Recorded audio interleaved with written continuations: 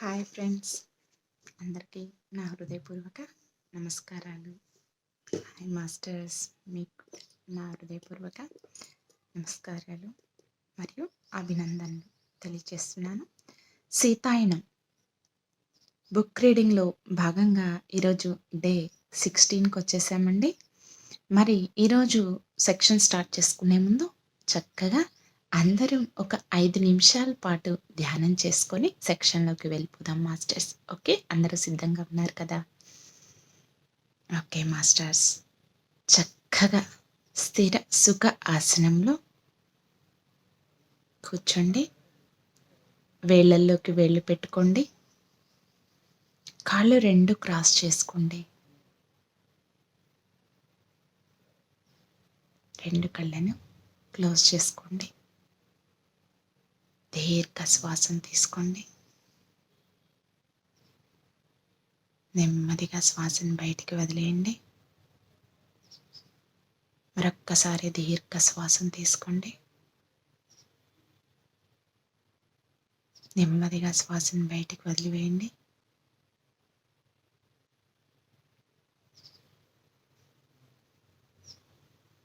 ఇంకొక్కసారి దీర్ఘ శ్వాసం తీసుకోండి.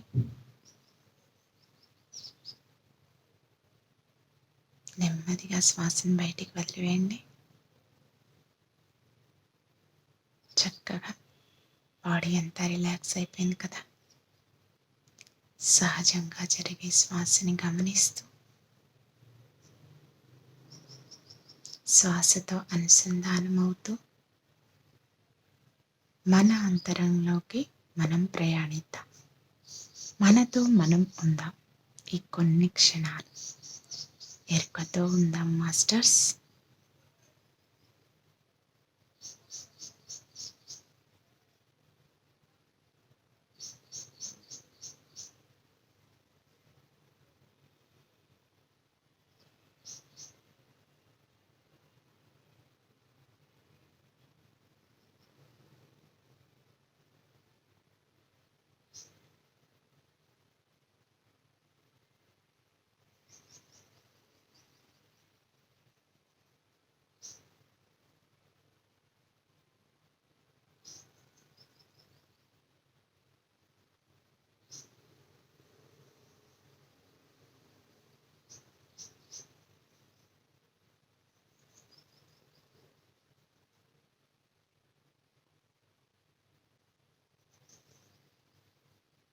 శ్వాసతో అనుసంధానం.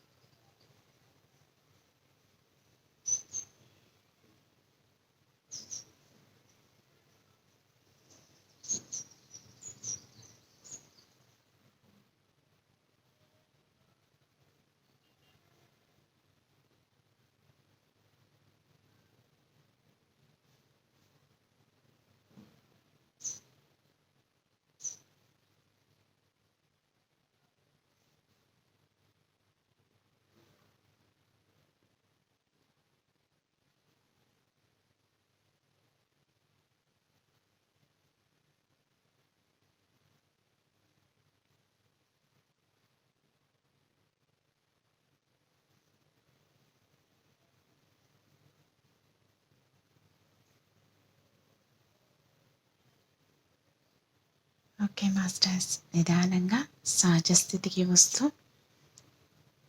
మీ 2 చేతులను విడదీస్తూ మీ కంటి మీద పెట్టుకోండి మాస్టర్స్.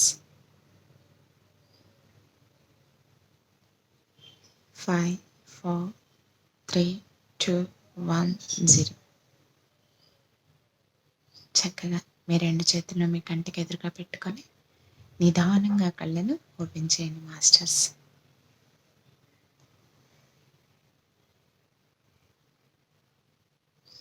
ఓకే, ధ్యానం కంటిన్యూ చేసేవాళ్ళు చేసుకుంటూ జ్ఞానాన్ని తీసుకోండి మాస్టర్స్. ఓకే, ఈరోజు సెక్షన్ స్టార్ట్ చేసుకుందామా? సీత యొక్క త్యాగం. ఓకే,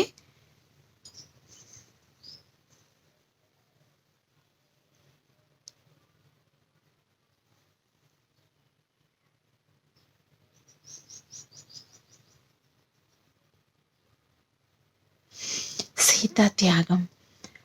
ఉదయమే వెళ్ళి సోమా ముందు కూర్చున్న మమ్మల్ని చూడగానే ఆమె హా అని ఆశ్చర్యపోయింది.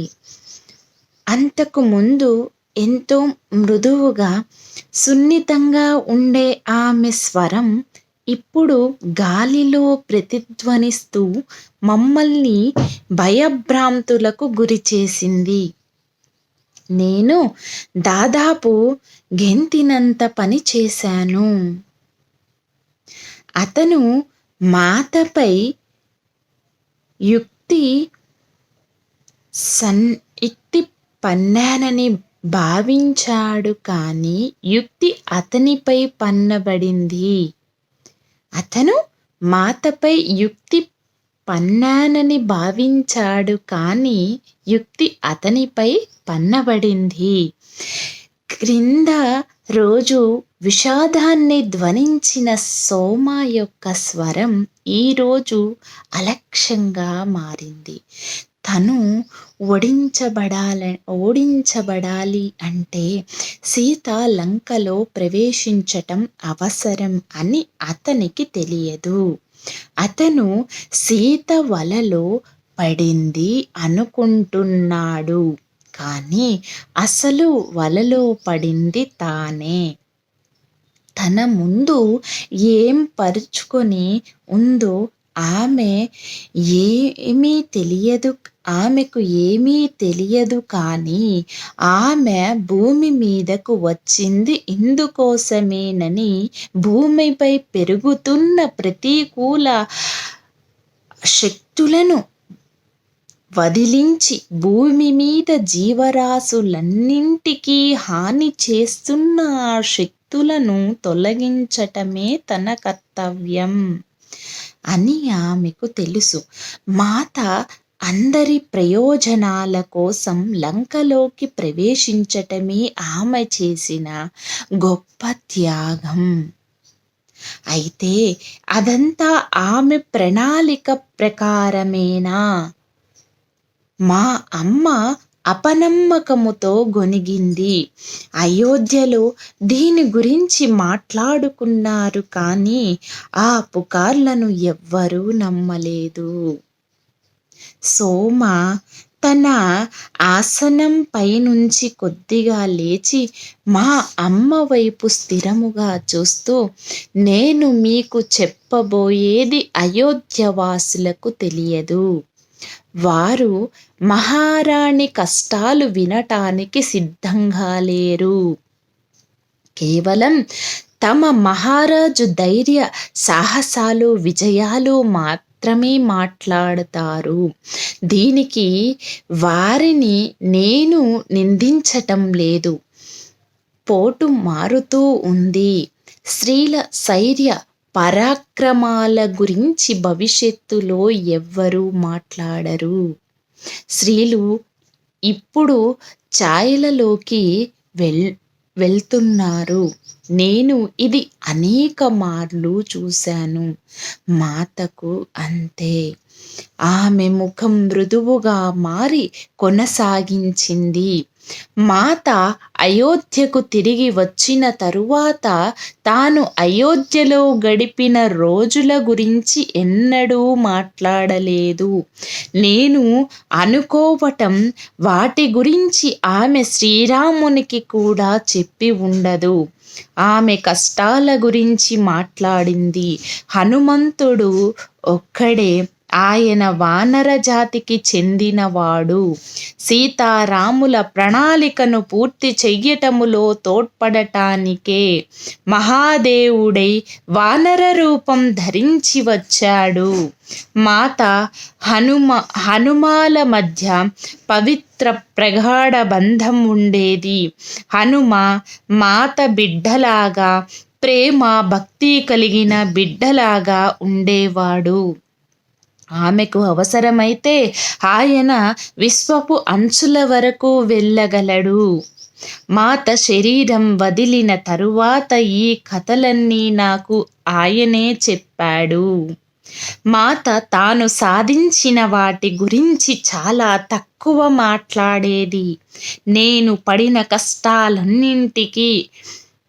నేను పడ్డ కష్టాలన్నింటి గురించి ప్రజలకు తెలియవలసిన అవసరం లేదు అని, ఆ అవసరం ఉన్నవాళ్ళు తెలుసుకోగలరు అని హనుమకు చెప్పేది. నువ్వు, నీ కుమార్తె ఇక్కడ ఉన్నవారు ఈ కథలు ఇంతకు ముందు విన్నవారు, ఆ యోగ్యత కలిగిన వారు కనుక వినిపిస్తున్నాను. నేను చుట్టూ చూడగా ఆ చిన్న కుటీరములోని ఒక చిన్న ముని సమూహము వచ్చింది. నేను సోమాతో ఎంతగా లీనమయ్యానంటే వారు వచ్చింది కూడా నాకు వినపడలేదు. వారు కళ్ళు మూసుకొని చేతులు కట్టుకొని మౌనముగా కూర్చున్నారు.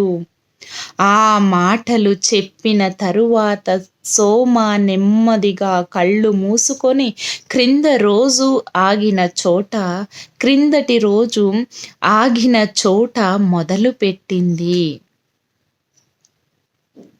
సీత రావణుని పుష్పక విమానములోనికి లాగబడిన తరువాత రావణుని నుంచి తప్పించుకోవాలని చూసింది. అతను ఆమెపై ఒక చేయి వేసి ఉంచటంతో మాతలో నేనెన్నడూ చూడని రౌద్రాన్ని చూశాను. అది ఆమె సాధారణ స్థితి కాదు. ఆమె భీకరముగా, నీకెంత ధైర్యము లేకపోతే నా మీద చెయ్యి వేస్తావు? నేను నీ రాక్షస గూటిలోకి వెళతాను, కానీ నువ్వు అపహరించటం వలన కాదు. నా ఇష్టపూర్వకముగానే వెళతాను. ఇప్పుడు ఎప్పటికీ నేను నీతో అపహరించబడను రావణా.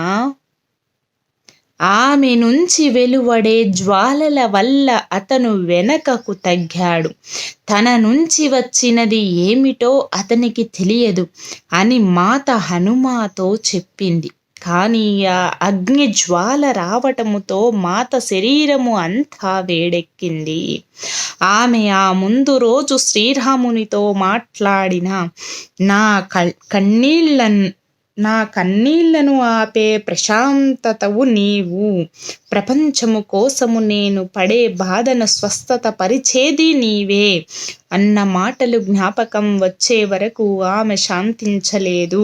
శ్రీరాముడు కుటీరము వద్దకు వచ్చేసరికి తను కనిపించదు అన్న ఆలోచన రావటముతోనే ఆమె వేదనతో కుప్పకూలింది.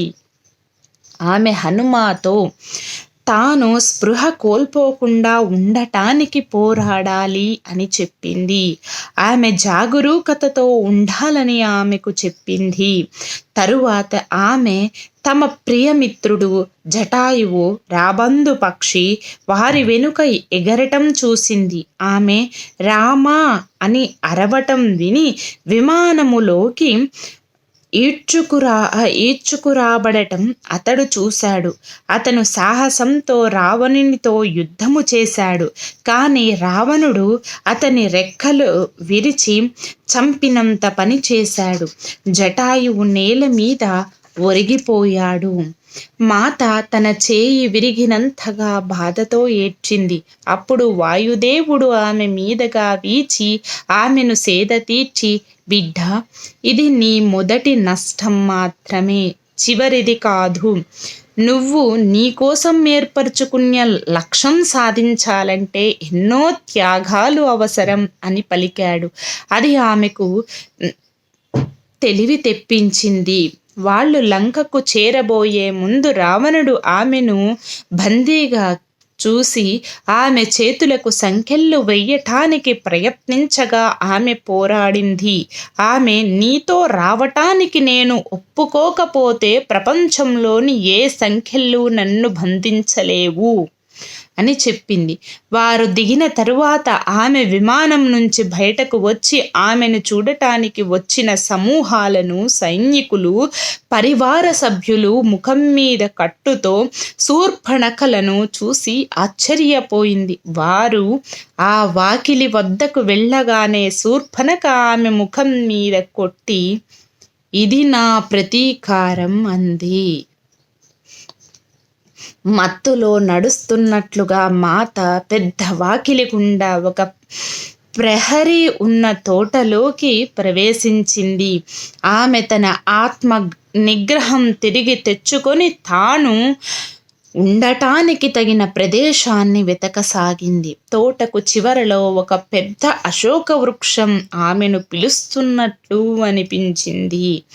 ఆమె వెళ్ళి ఆ చెట్టును ఆనుకొని కూర్చుని తాను దాని రక్షణలో ఉన్నట్లు భావించింది. క్రూరమైన చూపులతో ఉన్న కొంతమంది స్త్రీ కాపలాదారులు ఆమెను చుట్టుముట్టారు. కాపలాదారులలో ఒకరు ఆమెకు ఒక బుట్ట నిండా పండ్లు, కొంచెం నీరు తీసుకువచ్చింది.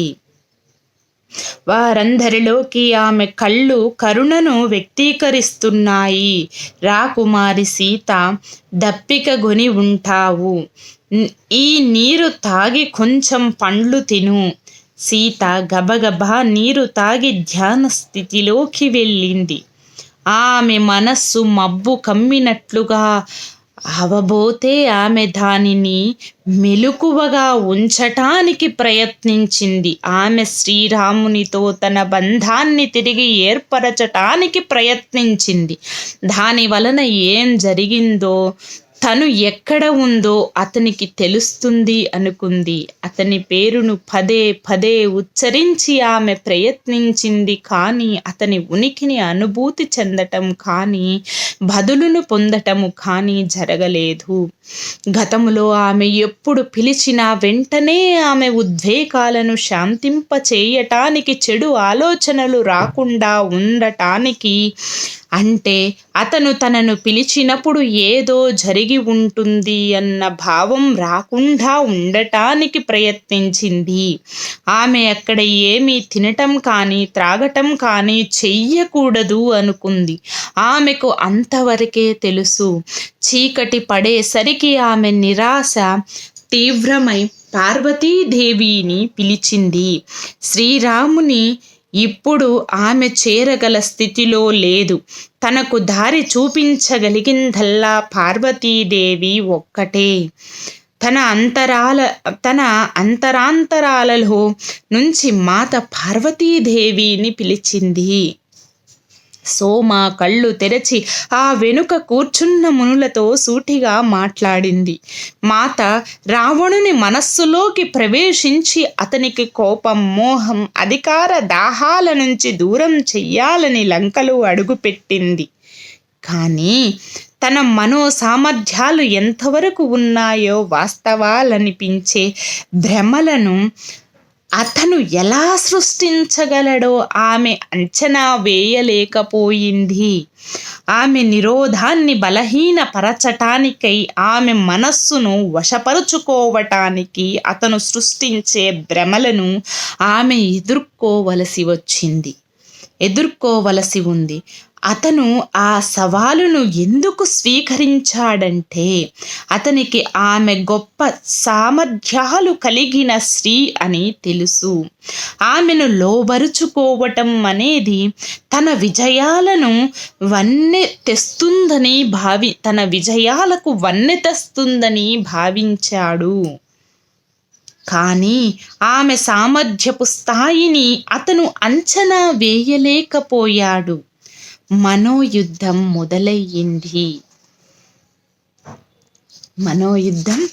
మొదలయ్యింది.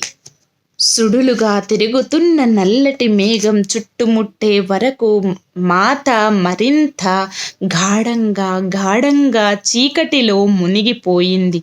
క్రమంగా అది రూపుదిద్దుకుంటూ ఆమె ముందు ఒక నిర్జీవ ప్రదేశం, పూర్తి నిర్జీవంగా కాల్చివేయబడిన మొక్కలు, ఎండిపోయిన నదులు, నల్లబారిన పర్వతాల నుంచి స్రవిస్తున్న శిలాజ ద్రవము అవి మండుతున్నప్పుడు వచ్చే ఎర్రటి కాంతితో కనపడింది. సూర్యుడు, చంద్రుడు, నక్షత్రాలు ఒకానొక దట్టమైన పొర వెనుక అదృశ్యమై ఊపిరి ఆడకుండా ఉన్నాయి. ఆ ప్రదేశాన్ని చూస్తూ ఉండగానే అది విస్తరిస్తూ బయటపడే మార్గమేదీ కనపడలేదు. చివరకు ఆమె వేదనతో మృత్యు కుహరంలాగా ఉన్నది. ఇది ఏ ప్రాంతం అని అడిగింది.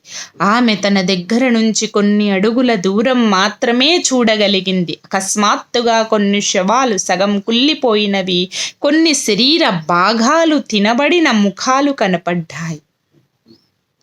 ఆమె వెనక్కు అడుగులు వేసింది. అవి ఆమెను గమనించి దగ్గరకు లాక్కున్నాయి. మీకు ఏమైంది? ఈ విధంగా చేసిందెవరు? ఆమె ఏడుస్తూ అడిగింది. ఆ శవాలు లేచి మాట్లాడటం మొదలుపెట్టాయి.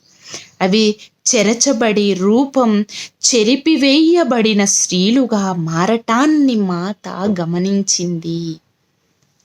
అప్పుడు ఆమె అవి రావణునిచే హింసించబడి, కొన్ని అతనిచే చంపబడి, మరికొన్ని అతను లోబరుచుకోవటం వల్ల స్వయంగా చనిపోయిన స్త్రీలవి అని గుర్తించింది.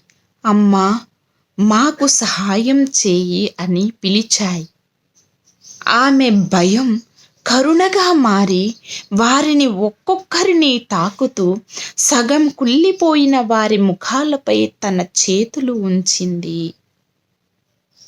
బిడ్డా, మీ నుంచి ఈ ఇబ్బంది నన్ను స్వీకరించనీవు. ఒక్కొక్క దాని వద్దకు వెళుతూ ఆమె గొనిగింది.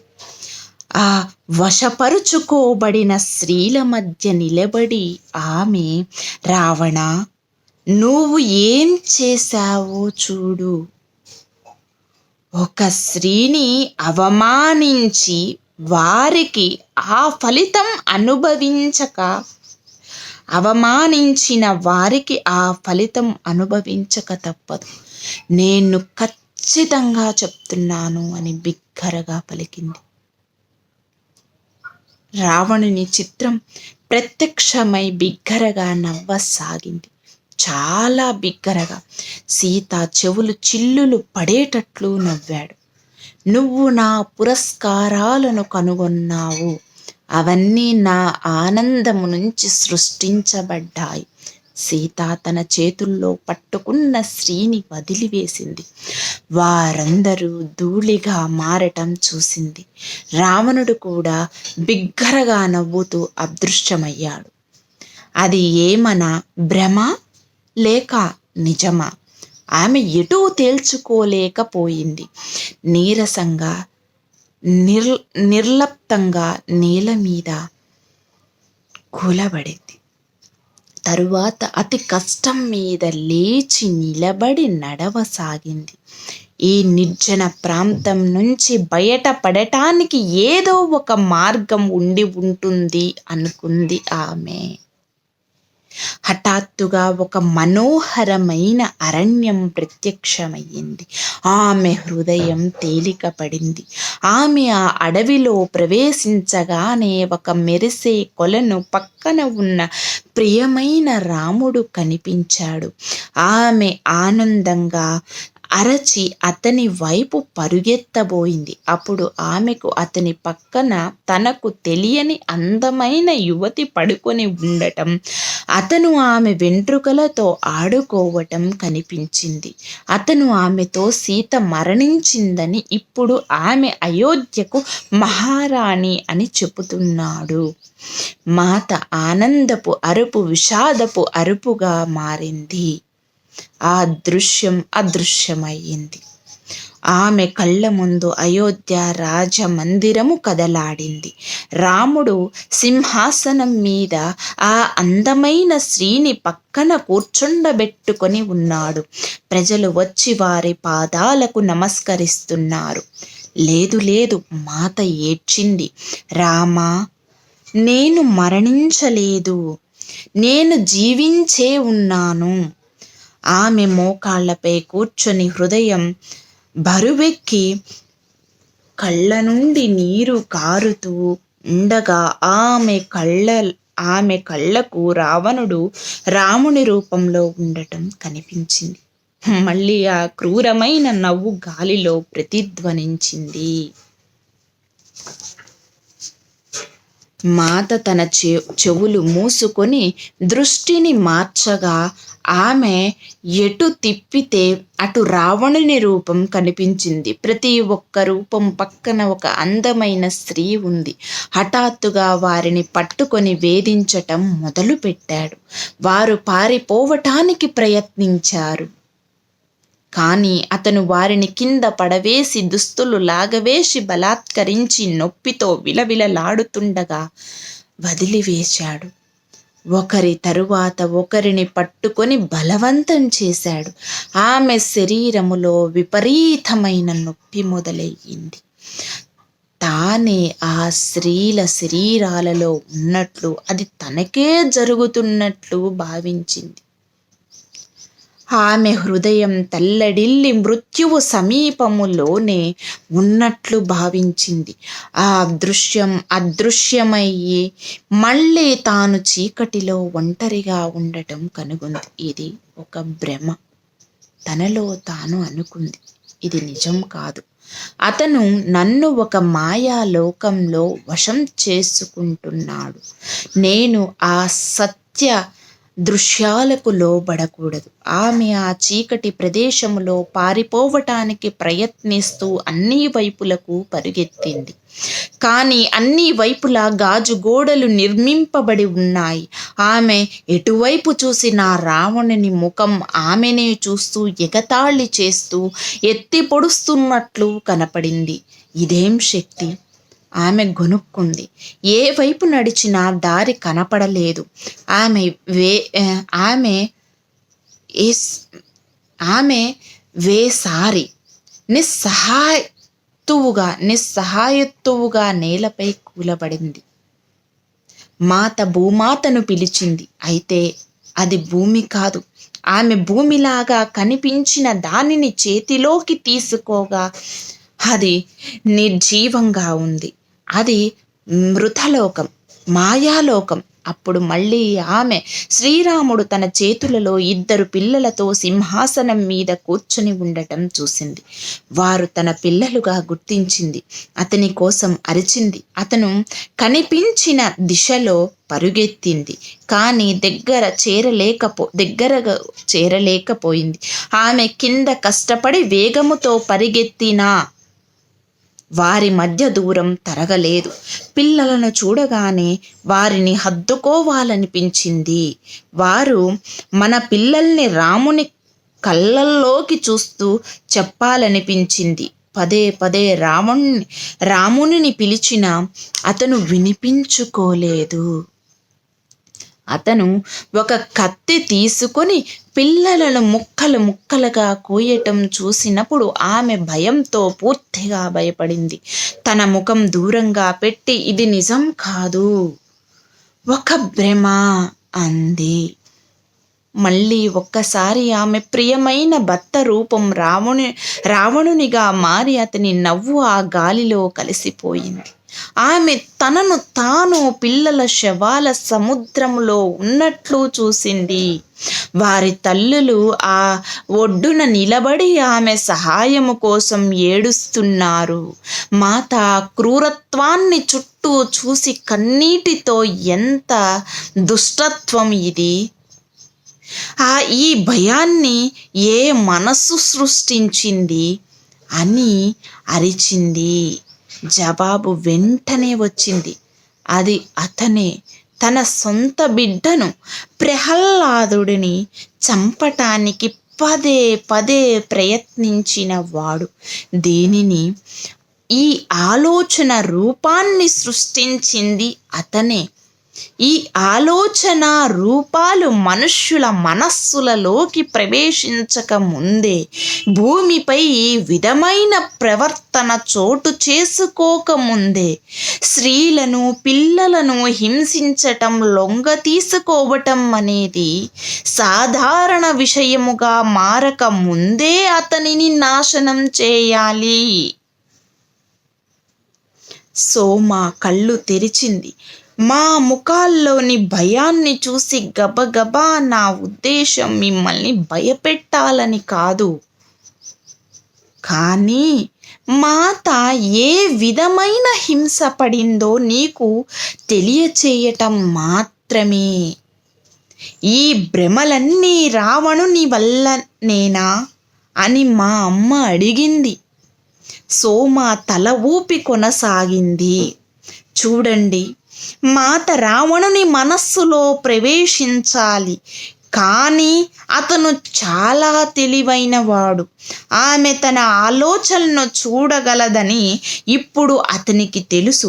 అందువల్ల ఆమెను నీతి బాహ్యురాలిగా చెయ్యటానికి అన్ని రకాల మాయలు సృష్టించటము ద్వారా ఆమెను బెదిరించే ప్రయత్నం చేశాడు. అతను దాదాపు విజయం సాధించాడు. శ్రీరాముడు నిరోధించకపోతే ఆమె నీటిలో మునిగి శరీరం వదిలిపెట్టేది. ఇప్పుడు రెండోసారి శ్రీరాముడు ఆమెను భూమిలో ఉంచాడు. మొదటిసారి ఆమె యవ్వనములో అడవిలో గాఢ ధ్యాన స్థితిలోకి వెళ్ళినప్పుడు జనక మహారాజు కానీ ఋషులు కానీ ఆమెను భూమికి తీసుకురాలేకపోయారు. అప్పుడు ఆమె గాఢ ఆశీర్వాద స్థితిలో ఉండి శ్రీరాముడు అక్కడ ప్రత్యక్షమవ్వకపోతే ఆమె శరీరం ప్రకృతిలో కలిసిపోయేది. అది ఆమె శ్రీరాముని భౌతిక రూపంలో కలుసుకోక ముందు జరిగింది. ఈసారి లంకలో లోక కల్లోలాన్ని చూసి ఆమె శరీరాన్ని విచ్ఛిన్నం చేయబోయింది. ఆమె ఎంతో ఇబ్బందిని, కష్టాన్ని స్వీకరించి తన అసలైన ప్రకృతిలోకి తిరిగి వెళ్ళాలి అనుకుంది. మళ్ళీ శ్రీరాముడే దానిని నిరోధించాడు. ఈ కథలో మిగతా భాగాన్ని చెప్పబోయే ముందు నేను కొంత ఆగాలి అని కథలో అతి ముఖ్య భాగం రావణుని పుట్టుకకు దారి తీసినది.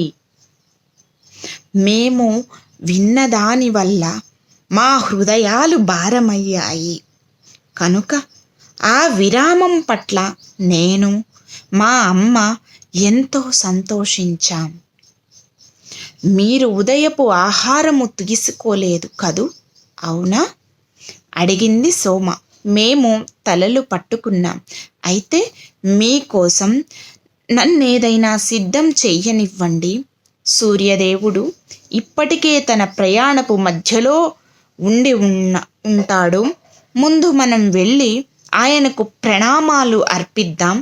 అడవి జీవులన్నింటికీ ప్రణతులు అర్పిద్దాం. మనం ఎంతోసేపటి నుంచి లోపల ఉండిపోయాం. హృదయాలు భారమయ్యాయి.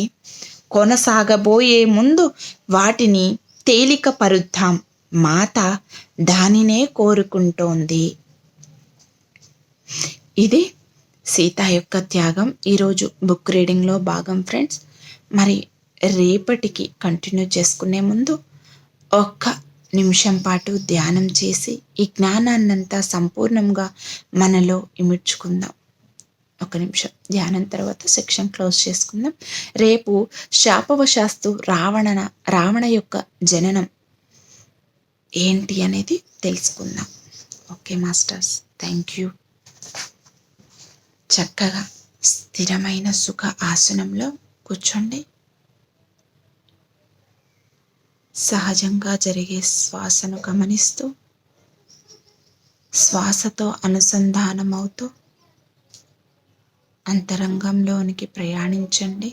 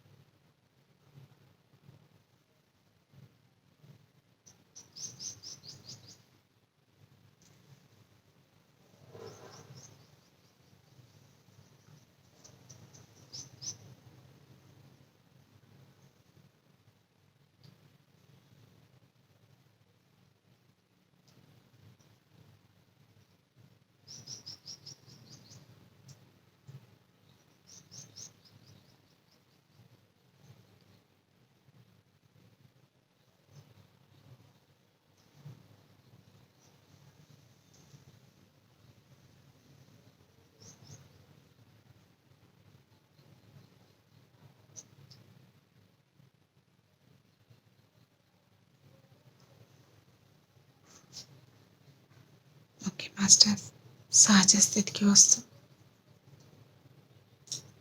మీ రెండు చేతులను విడతీస్తూ కళ్ళ మీద పెట్టుకోండి.